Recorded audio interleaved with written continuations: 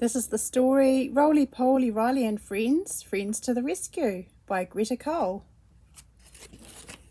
It was a lovely sunny morning and Riley was lying out on Mrs. Roberts' front veranda, observing the day's activities.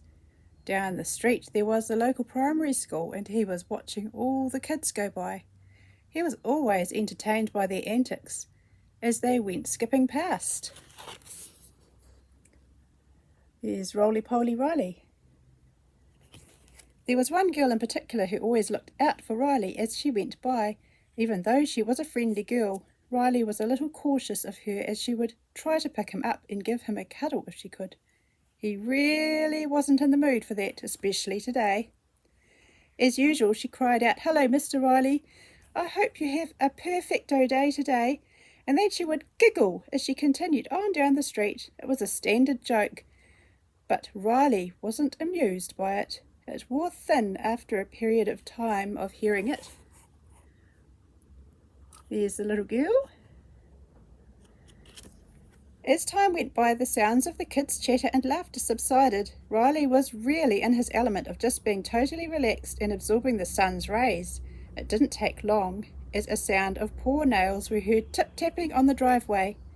It was Captain Jack, his terrier friend, from around the block, who was wanting some playtime with his pal.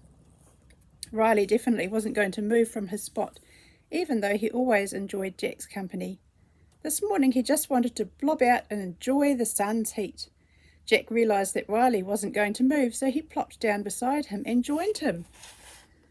There's Jack and Roly Poly Riley, enjoying the sun. A very cute scene indeed. Two furry friends stretched out, making the most of the hot morning rays. They were really enjoying the blob session until they heard a whack sound. It startled them and they both jolted up to see where the sound came from. It didn't take them long to figure out what it was. There on the concrete path lay a bird, a black bird to be exact, and it looked like it had banged onto one of Mrs. Roberts' windows and it had knocked itself out. There's our little black bird. Knocked itself out on the window. "Oh, yummo," Riley was thinking, but Jack was having none of that. Before Riley could get to the bird, Jack was there in a flash in protective canine mode, barking at Riley to keep away.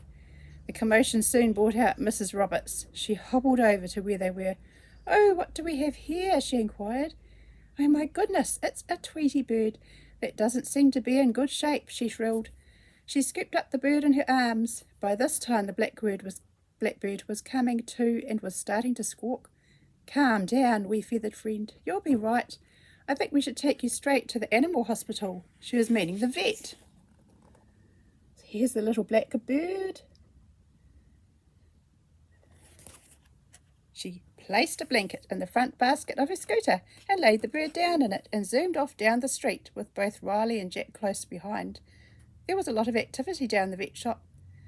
The reception lady took one look at the injured bird and directed Mrs. Roberts to take it into one of the rooms where an animal doc was. Riley and Jack were told to stay in the waiting room. Riley was highly indignant about that. He felt like he was missing out on all the action. Here's the vet.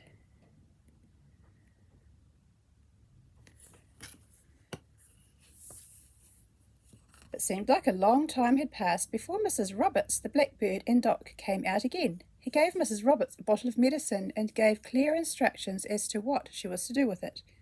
Apparently, the blackbird had banged itself so hard on the window that it had broken one of its wings.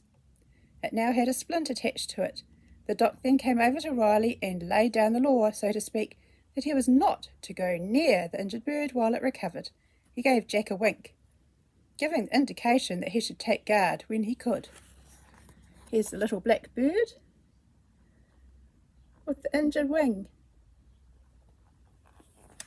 Over the next couple of weeks, the blackbird, who was now nicknamed Betty Beaker, as it had a larger than average beak, was being well looked after by the trio. Yes, trio. Funny, as Riley had developed a soft spot for Betty Beaker and was even meowing at Mrs. Roberts when he felt the bird needed some attention. And on top of that, when he had a chance, he would scout around in the garden for some bugs, snails, along with some other creepy crawlies, and brought them into Betty. Jack was impressed and would often give Riley a sloppy, wet lick as he went past. Betty Baker recovered well, and before you know it, she was fit enough to be given her freedom. What a day that was! She was full of excitement and was fluttering around Mrs. Roberts' kitchen. She was stretching out her wings, getting ready for flight. Riley, Captain Jack and Mrs. Roberts were kind of sad to see Betty Baker go, as they had all grown rather fond of her. Mrs. Roberts took the bird outside and gave her a wee stroke down her back, then lifted her up into the air. With a flap of the wings, she was off. She did a circle around Mrs. Roberts' house, making high-pitched squawks as she went, maybe a bird way of saying thank you for all the care that was shown to her. That wasn't the end of seeing Betty Baker. Every so often she would pop in and see the threesome. She would swoop down and give both Riley and Jack a friendly peck, and would bring a flower for Mrs. Roberts to put in a vase. She had become a friend for life. There's Betty Baker bringing a flower,